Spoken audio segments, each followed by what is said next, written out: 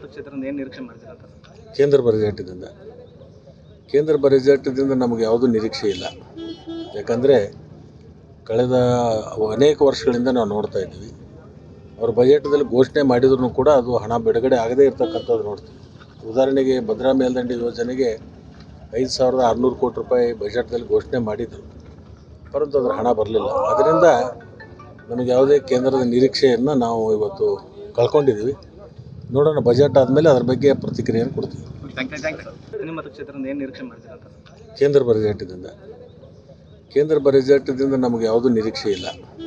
ಯಾಕಂದರೆ ಕಳೆದ ಅನೇಕ ವರ್ಷಗಳಿಂದ ನಾವು ನೋಡ್ತಾ ಇದ್ದೀವಿ, ಅವ್ರ ಬಜೆಟ್ದಲ್ಲಿ ಘೋಷಣೆ ಮಾಡಿದ್ರು ಕೂಡ ಅದು ಹಣ ಬಿಡುಗಡೆ ಆಗದೇ ಇರತಕ್ಕಂಥದ್ದು ನೋಡ್ತೀವಿ.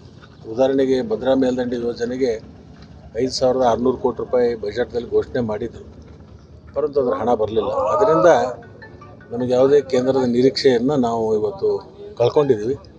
ನೋಡೋಣ, ಬಜೆಟ್ ಆದಮೇಲೆ ಅದ್ರ ಬಗ್ಗೆ ಪ್ರತಿಕ್ರಿಯೆಯನ್ನು ಕೊಡ್ತೀವಿ.